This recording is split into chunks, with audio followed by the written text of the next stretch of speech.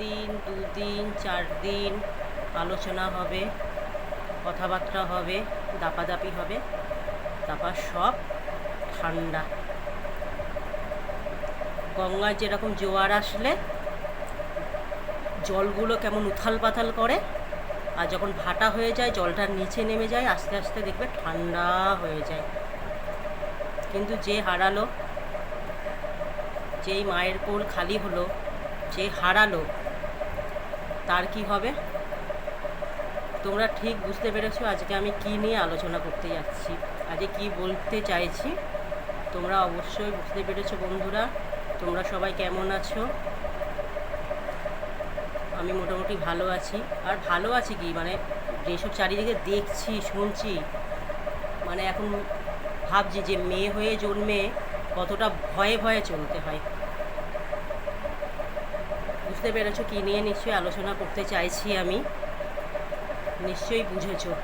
আরজি করের ব্যাপারটা নিয়ে, আরজি করের ব্যাপারটা নিয়ে আমি আজকে আলোচনা করতে চাইছি। রোজ তো ভিডিও দিই, ফানি ভিডিও দিই, কিন্তু আজকে ফানি ভিডিও নয়। যেহেতু সোশ্যাল মিডিয়াতে কাজ করি আমরা, ছোটোখাটো ক্রিয়েটার, আমার মনের কথাগুলো তোমাদের সঙ্গে শেয়ার করছি, ঠিক আছে? মানে রাক্ষস, মানে পশু তো বলতে পারবো না, কারণ আমরা বেড়াল, কুকুর, পাখি পুষি, এগুলো ভালো। রাক্ষসের থেকে বেশি যদি কিছু হয়, বা রাক্ষসরা, সবাই জানো তোমরা কিভাবে আরজি করে ডাক্তারটাকে, মানে ভুলটা তার কী ছিল? 36 ঘন্টা ডিউটি করার পর একটু বিশ্রাম নিতে গেছিল, এটাই কি তার ভুল ছিল? প্রাপ্য ছিল সেটা? তার কি এটা প্রাপ্য ছিল? বন্ধুরা তোমাদের জিজ্ঞেস করছি, তার কি এটা প্রাপ্য ছিল? যে একটু চোখ লেগে গেছে, একটু ঘুমিয়ে পড়েছে, তাকে ঘুমের মধ্যেই ধর্ষণ, তারপরে মানে তোমরা তো জানো সবই, আমি মানে বেরোচ্ছে না আমার মুখ দিয়ে, মানে আঘাতের পর আঘাত করে, সারা শরীরে আঘাত, সারা শরীরে আঘাত। মেয়ে হয়ে মানে ফিল, যারা মেয়ে তোমরা ফিল করবে ব্যাপারটা। কিন্তু যে হারালো, যার মার কোল খালি হলো, তার মা বলেছিল না যে লক্ষ্মীর প্রতিমা হারিয়ে ফেলেছি, সত্যি সে লক্ষ্মীর প্রতিমা হারিয়ে ফেলেছে। আমাদের রাষ্ট্রের মাননীয় মুখ্যমন্ত্রী মমতাদি একটা মেয়ে,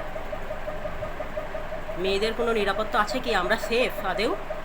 আমরা কি নিরাপত্তা পাচ্ছি? পাবো আদেও নিরাপত্তা? সব জায়গাতে,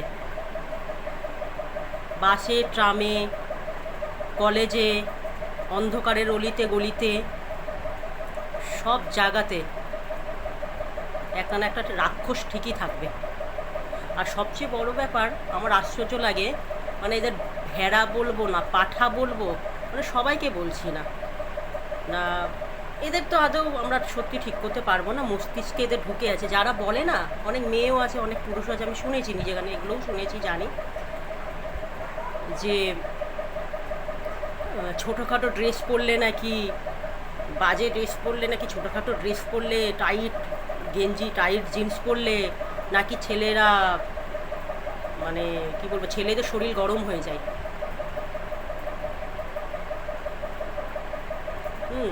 তখন ছেলেরা শ্লীলতাহানি করে বা ধর্ষণ করে। আচ্ছা, যে বা যারা এই কথাগুলো বলে, ঠাকুর না করুক তাদের বাড়ির মহিলা বা তাদের বাড়ির সন্তানদের সঙ্গে যদি এটা হতো, তারা গলা উঠিয়ে কথা বলতে পারতো? এত বড় বড় আওয়াজগুলো বলতে পারতো? নিশ্চয়ই বলতে পারতো না। সে কি এটা জানে না 2 বছরের শিশুও রেহাই পায় না? সে ড্রেসের কি বোঝে? 2 বছরের শিশুও রেহাই পায় না। 75 বয়সের বৃদ্ধা মহিলা, সেও কিন্তু রেহাই পায় না, তারও কিন্তু ধর্ষণ হয়েছে, অত্যাচার হয়েছে। সে কি তখন বাজে ড্রেস পরেছিল? আমার এই একটাই প্রশ্ন তোমাদের কাছে বন্ধুরা, এই একটাই প্রশ্ন। আর যে হসপিটালে তিলোত্তমা বলে যে মেয়েটি যে ধর্ষণ হয়েছে, ঠিক আছে, অত্যাচারিত হয়েছে, সে কি আদৌ বাজে ড্রেস পরেছিল? আমার তো মনে হয় না কোনো ডাক্তার বা নার্স, আমি এত বড় হয়েছি আমি কোনো দিন দেখিনি যে নোংরা ড্রেস পরে হসপিটালে ঢুকেছে।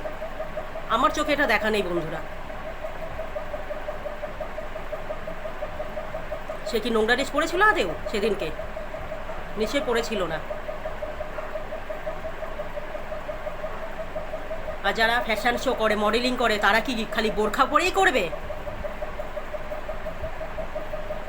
নিশ্চয়ই তার বোরখা পরে করে না, খালি নানা রকম ড্রেস তাদের পরতে হয়। এটা আমরা বুঝবো, আমরা কিভাবে নিজেদের সাজাবো, এটা আমরা বুঝবো কী ড্রেস পরলে আমাকে ভালো লাগবে, আমি কিভাবে আমাকে সাজাবো।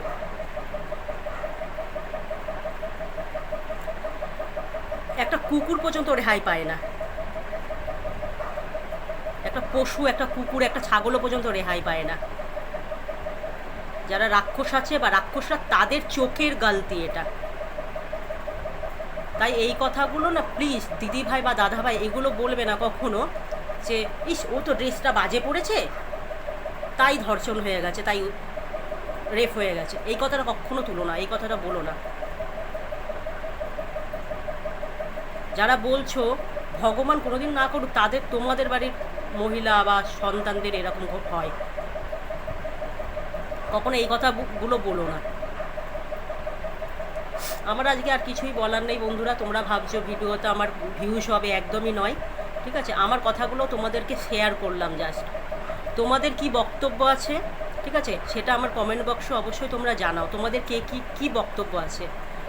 আর আমার ভিডিওটা যারা দেখছো বা যারা দেখো তারা শেয়ার করে দাও, যাতে আমার কথাগুলো অন্য কারোর কাছে চলে যায়, অন্য কারোর কাছে পৌঁছায়।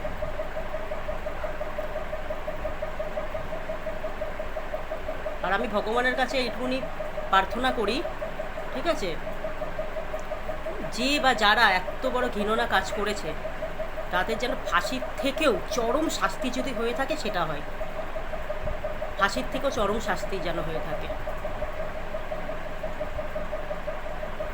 যদি আইন শক্তি থাকে আর ভগবান যদি শক্তি থাকে, যেন চরম শাস্তি ওদের হয়। আমার আর কিছু বলার নেই বন্ধুরা, তোমরা ভালো থাকো।